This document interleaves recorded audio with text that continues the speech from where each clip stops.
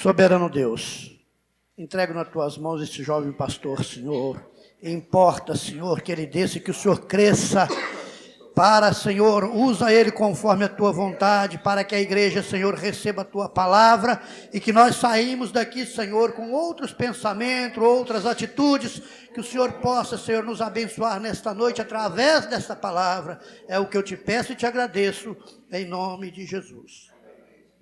Amém, irmãos? A paz do Senhor para os irmãos. Evangelho de João, capítulo 6, versículos 66 ao 69. O Marcelo começou a falar sobre esse texto. Eu falei, esse é o texto que eu tinha preparado, para trazer aqui para os irmãos.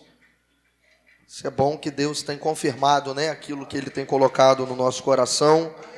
Aqui nessa noite eu me alegro de estar aqui com os irmãos. Desde então, muitos dos seus discípulos tornaram para trás e já não andavam com ele. Então, disse Jesus aos 12, quereis vós também retirar-vos? Respondeu-lhe, pois, Simão Pedro, Senhor, para onde iremos nós? Tu tens palavra de vida eterna, e nós temos crido e conhecido que tu és o Cristo, o Filho de Deus. Amém? Podeis assentar, amados irmãos? Esse versículo bíblico, Marcelo, nos antecedeu aí, falou bastante sobre Pedro, mas existem aí algumas particularidades no capítulo 6 de João, de pessoas que seguiam a Jesus. O comportamento dessas pessoas que estavam seguindo a Jesus em todo o seu ministério. E se nós formos olhar o capítulo 6 aqui de João, nós vamos ver 5 classes de pessoas que em uma mesma situação seguiam ao Senhor Jesus. Nós vamos ver que no capítulo 6, irmãos, é o capítulo da multiplicação dos pães e dos peixes.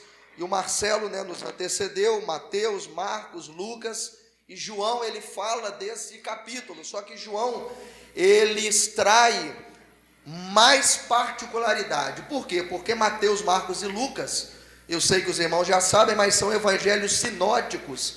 Eles são evangelhos que foram escritos da mesma maneira. Às vezes muda uma forma de se colocar, mas a forma, a pronúncia é praticamente semelhante. Mas João, ele não é sinótico, porque João, ele escreve para a igreja. Enquanto Mateus fala para os judeus, Marcos fala para os romanos e Lucas, ele fala para os gregos, João, ele vai falar para a igreja. E no capítulo 6, quando ele vai falar dessa multiplicação dos pães e peixes, o Marcelo, ele chegou a dizer a respeito disso, nós vamos ver 6 classes de pessoas que seguiam a Jesus. Você com a sua Bíblia aberta, até se o Data Show aqui puder nos ajudar, no versículo de número 2 do capítulo 6 diz a Bíblia, e grande multidão seguia, porque via os sinais que operava sobre os enfermos. A primeira classe, irmãos, de pessoas que seguiam a Jesus eram os curiosos, os oportunistas e os espectadores. Observa bem que o texto está bem claro em dizer que grande multidão seguia a Jesus porque via os sinais e os milagres que ele operava sobre os enfermos. Isso vai contrário a tudo aquilo que a Bíblia nos ensina. Nós vamos observar na Bíblia quando Jesus ele chega lá em Betânia, Lázaro já estava morto há 4 dias, chega Marta, chega Maria, muito preocupadas, Marta questiona Jesus, se o Senhor estivesse aqui, meu irmão não teria morrido. Logo após chega Maria, e a Bíblia diz que Maria, ela lança-se aos pés de Jesus, e ela começa a dizer, olha Senhor, meu irmão há de morrer. Aí Jesus, ele lança uma palavra, não te hei dito que se creres verás a glória de Deus? Observa bem, irmãos, que os discípulos que estavam ali seguindo a Jesus, o seguiam porque algumas pessoas, não todos, mas seguiam porque viam os milagres que ele operava. E a Bíblia vai dizer completamente o contrário. Observa que quando Jesus ele é ressurreto e se apresenta aos discípulos, a Bíblia diz que os discípulos estavam reunidos no templo, Jesus chega no meio, só que Tomé não estava. E Jesus se apresenta, mostra os cravos, a marca dos cravos, mostra o seu lado que foi transpassado. E diz a Bíblia então que ele fala, olha, paz seja convosco. E se retira. E agora os discípulos, quando Tomé se apresenta, eles viram para Tomé e falam: Tomé, Jesus esteve aqui ressurreto. E Tomé, irmãos, ele chega e fala: olha, se eu não vir o sinal dos cravos em suas mãos e não colocar o dedo no lugar dos cravos e não puser a minha mão no seu lado, de maneira nenhuma eu crerei. Observa que os discípulos haviam visto Cristo, mas quando chega Tomé, Tomé fala: olha, para eu crer, eu preciso ver. A Bíblia diz que passa então alguns dias, e nesses dias os discípulos estavam reunidos. A Bíblia diz que a porta estava fechada, mas a Bíblia vai dizer que Jesus se apresenta no meio dos discípulos. E nesse dia quem estava reunido? Tomé. E como Tomé estava reunido, Jesus ele se apresenta e fala com ele: Tomé, não seja incrédulo, mas seja crente. Aí Jesus lança uma palavra para ele. Disse-lhe Jesus: porque me viste, Tomé, creste. Bem-aventurado os que não viram, mas aqueles que creram. O que é que eu quero dizer aqui nessa noite, irmãos? Tinha um grupo que seguia Jesus, mas eles seguiam a Jesus porque estava vendo os sinais que eles operavam. A igreja é diferente. Paulo ele chega a dizer em Coríntios, 2 Coríntios 5:7, porque nós não andamos por vista, mas nós andamos pela fé. E o que é fé, irmãos? É o firme fundamento daquilo que eu não vejo, mas aquilo que eu espero. Então, irmão, nessa noite, entenda uma coisa: nós não podemos estar aqui, não podemos estar nesse culto, não podemos servir a Deus por aquilo que nós vemos, porque muitas das vezes aquilo que nós estamos vendo é só problema e dificuldade. Paulo diz em 2 Coríntios 4:16, não desfalecemos, ainda que o homem exterior se corrompa, o interior se renova dia após dia, porque a nossa leve e momentânea tribulação produz para nós um eterno peso de glória muito excelente. Aí ele diz no versículo de número 18, não atentando para aquilo que se vê, mas aquilo que não se vê, porque o que se vê é temporal, mas o que não se vê é eterno. Não podemos, irmãos, servir a Deus diante da condição daquilo que nós estamos vendo, ainda mais se a nossa visão for uma visão distorcida daquilo que Deus tem preparado para nós. Observe bem, a questão da visão influencia nas nossas atitudes e como você está vendo o seu problema, como você está vendo a sua vida. Dois homens, a Bíblia vai dizer que quando Abraão e Ló se separam, eles falam: olha, Abraão vira para Ló e fala: Ló, se você for para a direita, eu vou para a esquerda. Se você for para frente, eu vou para trás. Escolhe, pois, para onde você quer ir. A Bíblia diz que Ló, né, olhou, viu as campinas verdejantes e fala: olha, para aqui que eu vou, porque o meu olhar está me dizendo que esse é o melhor caminho. Abraão não se preocupou, sabe por quê? Porque, irmãos, o crente não tem que viver pela vista, tem que viver pela fé. A palavra de Abraão era o seguinte: Ló, se Deus me mandar para o sul, Deus vai me abençoar. Se Deus me mandar para o norte, Deus vai me abençoar. Se a terra é seca, Deus vai me abençoar. Se a terra é boa, Deus vai me abençoar. Sabe por quê? Porque nós não estamos ligados à bênção de Deus, irmãos. Entenda isso. Não está ligada à condição que nós vivemos, porque a bênção de Deus está ligada àquilo que nós cremos e da maneira como nós servimos a Deus. Deuteronômio 28, o que é que diz? A Bíblia diz: olha, se atentamente ouvirdes ao Senhor, tendo cuidado de guardar todos os seus caminhos que hoje eu te ordeno, então o Senhor teu Deus te abençoará. Feliz será na terra, feliz será no campo, feliz vai ser o fruto da tua semente, aonde você pisar a planta do teu pé vai abençoar. Sabe por quê? Porque, irmãos, Deus não se limita à condição que você veio aqui hoje. Às vezes hoje você só está vendo problema, mas é nesse problema que Deus tem algo muito maior e melhor preparado para você. Mas como você está olhando o problema, irmãos? Isso é um grande problema, Felipe. A maneira que olhamos para o problema. Você quer um exemplo que a nossa visão nos atrapalha?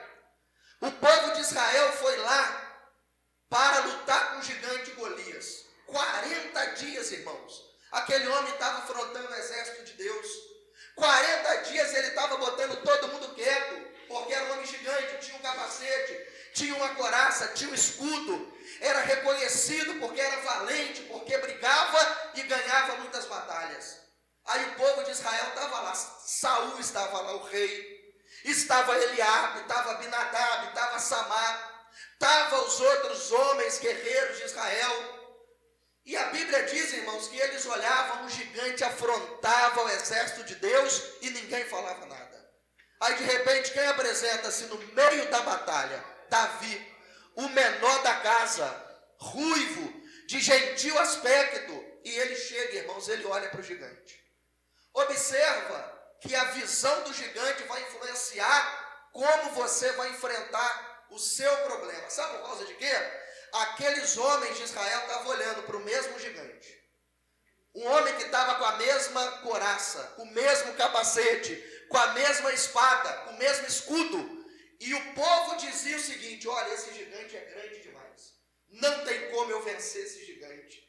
A visão deles estava no gigante, mas quando chega Davi com uma visão, não daquilo que ele está vendo, mas aquilo que Deus pode fazer, ele muda a sua visão. Ele olha o mesmo Golias, ele olha a mesma couraça, ele olha o mesmo escudo, ele olha a mesma espada, mas quando ele fala, ele diz o seguinte: olha, o gigante é o mesmo, é muito grande, não tem como eu errar o alvo.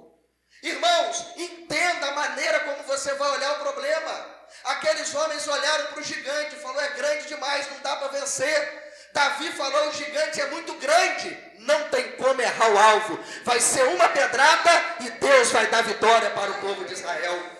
Não viva pela vista, viva pela fé. Porque a fé que faz a igreja se mover, irmãos. O Brasil está em crise, irmão, lá da igreja, metade da igreja está desempregado. Metade dos membros está desempregado. Mas o povo está lá servindo a Deus, dando glória. Sabe por quê? É Deus que nos sustenta. Não olhe para o teu problema nessa noite. Olhe para o tamanho do teu Deus e aquilo que Ele pode fazer na tua vida. O primeiro, irmãos, tem um relógio aqui.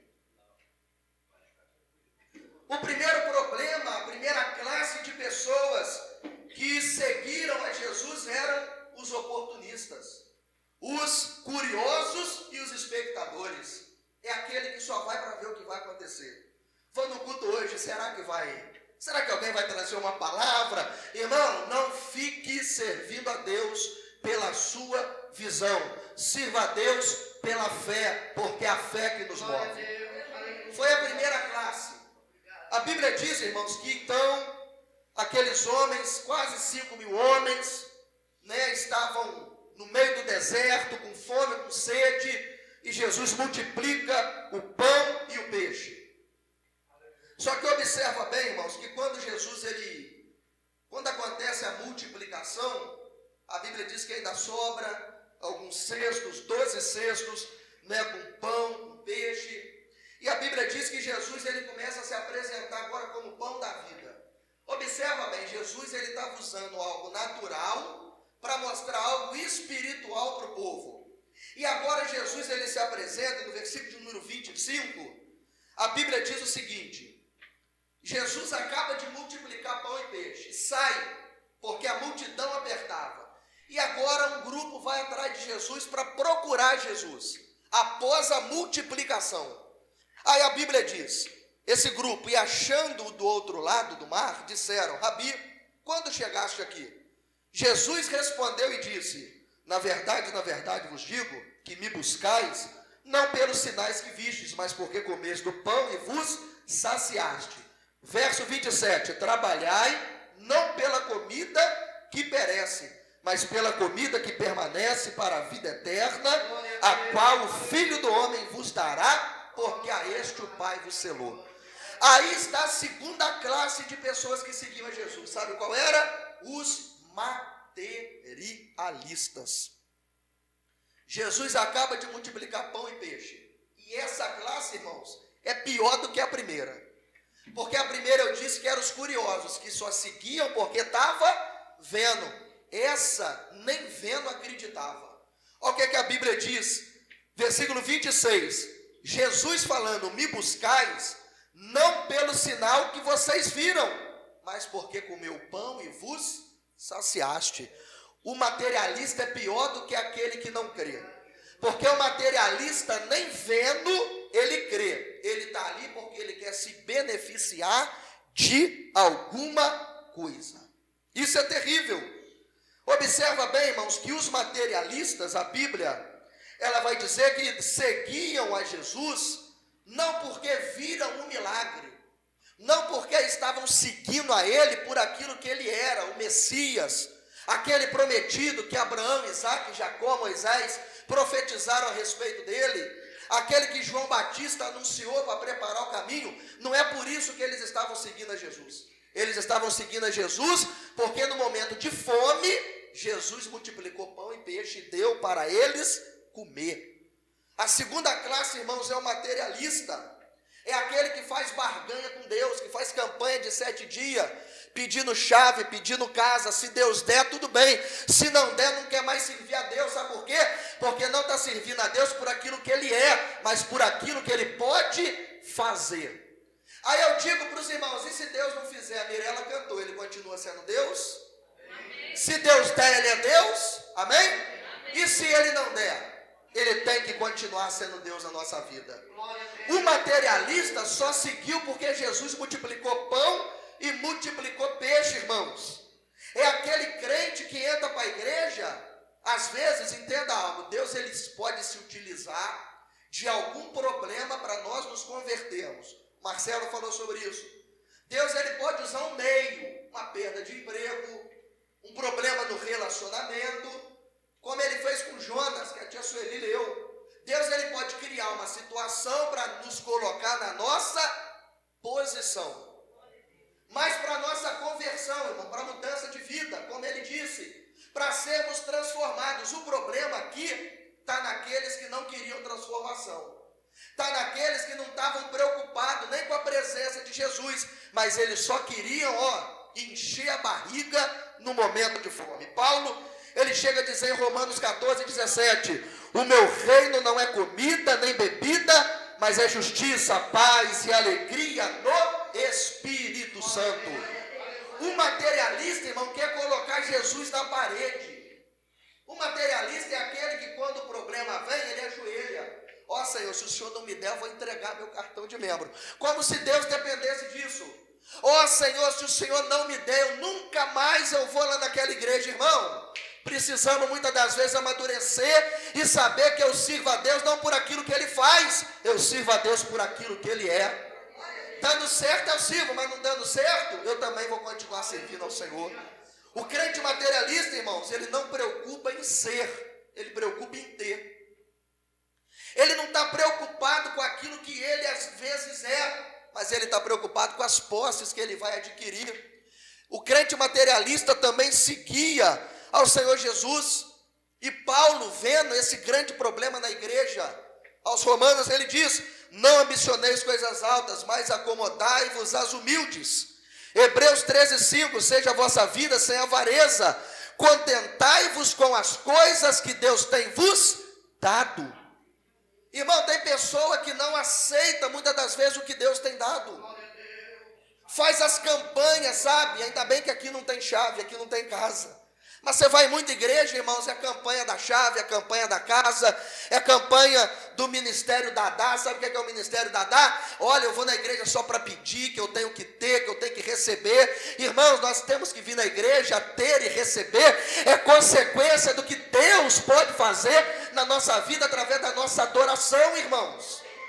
O materialista, ele tem esse problema, porque ele quer servir a Deus condicionalmente aquilo que ele faz para a tua vida. Aí entra a conversão que o Marcelo falou. Porque aquele irmão que é convertido, a Mirela falou, eu vi a Mirela ministrando hoje, eu falei, eita Jesus. O convertido, irmão, pode passar pela todas as dificuldades. Vai chorar, vai sofrer, pode até pensar em sair da igreja, porque no Salmo 73, os filhos de Asaf, eles falam, olha, quanto a mim os meus pés quase se desviaram, mas um dia ele entrou no santuário de Deus. Ô meu irmão, quando nós estamos na luta, a vontade que dá às vezes é de parar, às vezes é de chutar o pau da barraca, mas o Espírito Santo ele fala, olha, vai mais um pouquinho, porque eu sou contigo e não vou te desamparar. O crente materialista, irmãos, Paulo falou, nada trouxemos para esse mundo, e manifesto é que nada levaremos dele. A Bíblia diz, tendo porém sustento e com que comermos, estejamos com isso contente. Porque os que querem ser ricos caem em tentação, concupiscência nociva, submerge contra homens perversos e comuns, e por causa disso, muitos se desviaram da fé.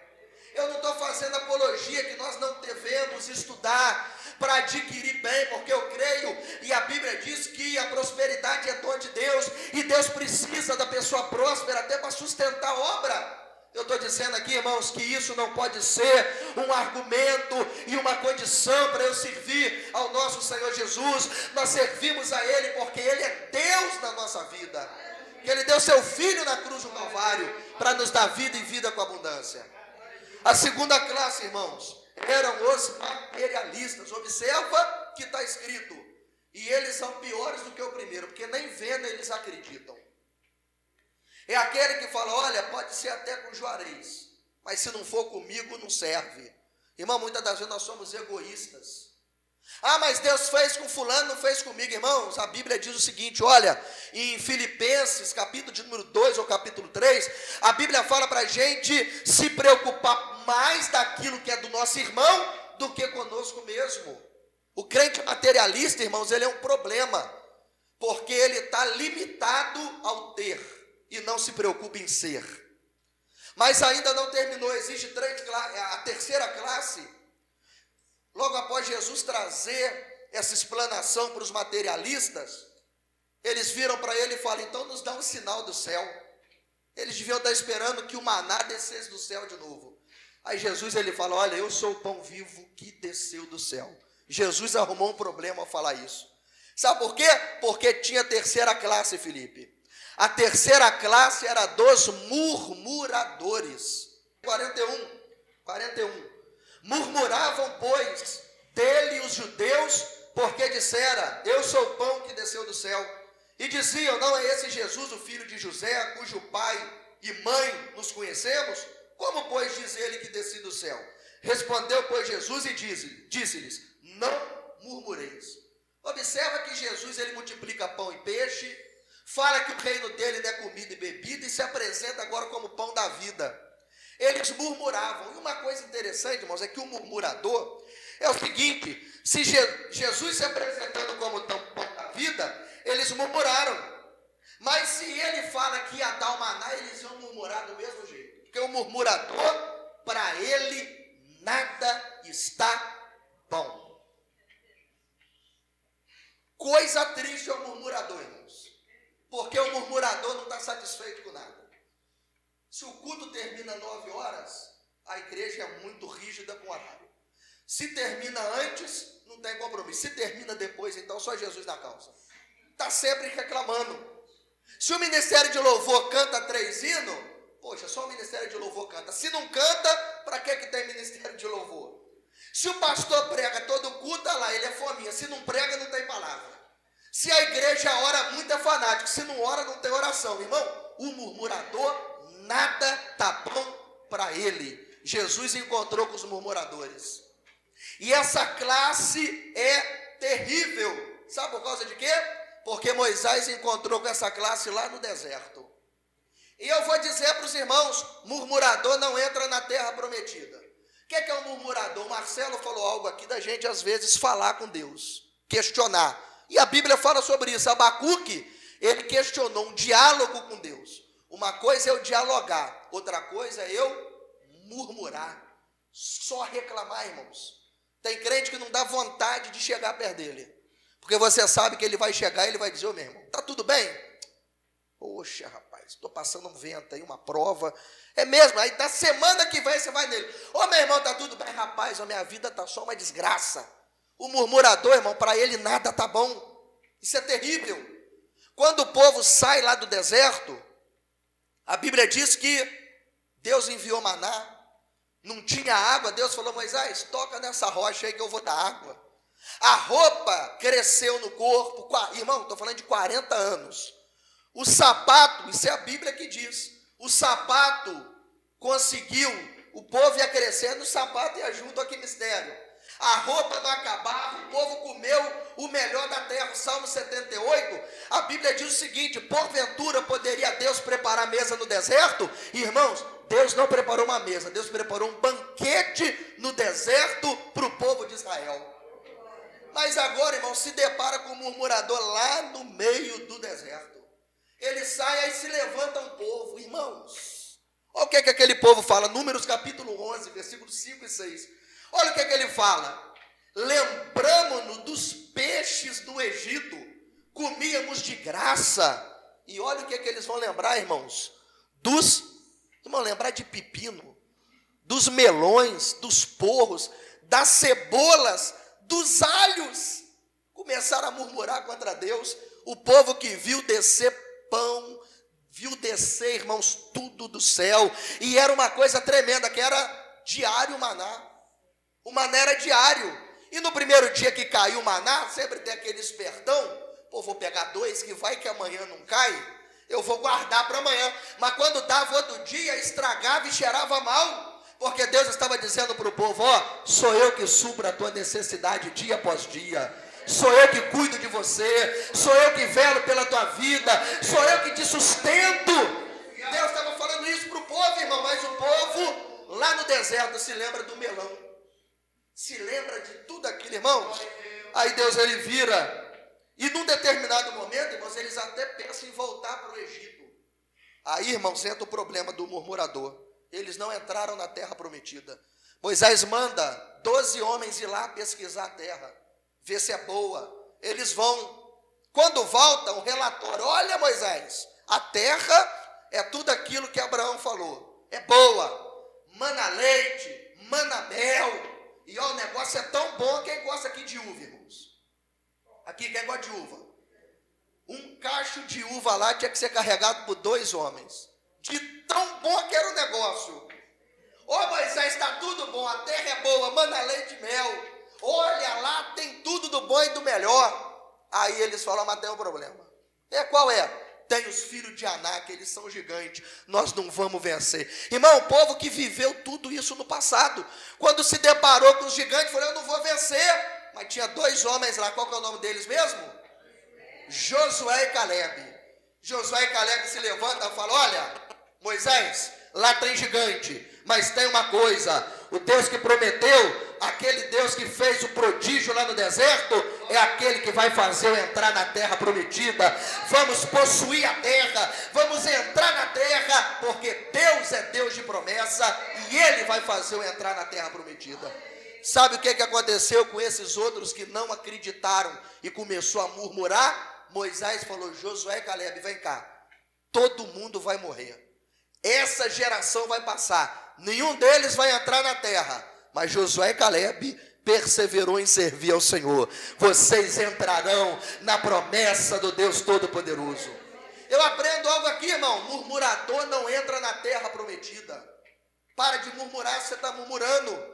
Comece a agradecer a Deus. 1 Tessalonicenses capítulo 5, versículo 18: em tudo dai graça, porque essa é a vontade de Deus. Os murmuradores seguiam a Jesus, irmãos, naquela época, e Jesus fala: não murmureis entre vós. O murmurador nada está bom, mas cuidado, murmurador não alcança as promessas de Deus. A Bíblia ainda vai dizer, versículo 60, muitos, pois, dos seus discípulos, ouvindo isso, disseram: duro é esse discurso, quem o pode ouvir?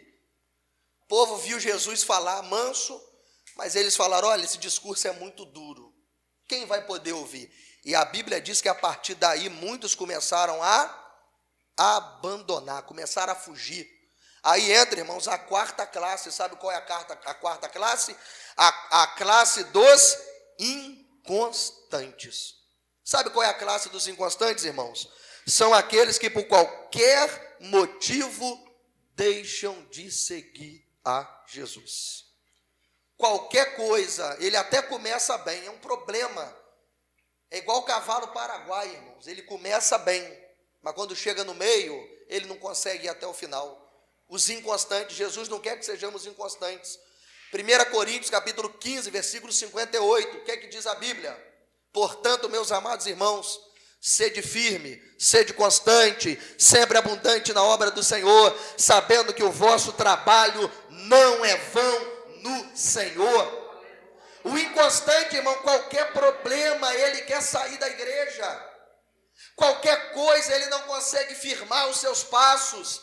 Ele não consegue ter, sabe, uma firmeza espiritual. Ele é comparado ao homem que edificou a sua casa sobre areia. E veio o rio, veio a tempestade, a chuva desceu e destruiu aquela casa. Mas bem-aventurado é o homem que edifica a sua casa sobre a rocha. Essa rocha é Cristo Jesus, essa rocha é o Senhor Jesus, que no momento da nossa adversidade, ela vai nos sustentar para nós permanecermos de pé. É igual a palmeira, irmãos. A palmeira, ela dobra, ela vai até o chão, mas ela não quebra. Sabe por quê? Ela é firmada. Seja firmado em Cristo Jesus aqui nessa noite. Não permita que nada nem ninguém venha fazer você perder o alvo, que é o Senhor Jesus. Tem muita gente perdendo o alvo. Tem muita gente parando, sabe por quê? Está olhando para o homem. E Hebreus capítulo 12 fala, olhar para Jesus, autor e consumador da nossa fé. Pedro, quando andava sobre as águas, enquanto olhou para Jesus, ele estava ali. Mas diz a Bíblia, e vindo um vento forte, Pedro teve medo, e o medo fez Pedro submergir sobre as águas. Mas enquanto ele olhava para Jesus, ele permaneceu de pé. Olha para Jesus e permaneça firme, constante e sempre abundante.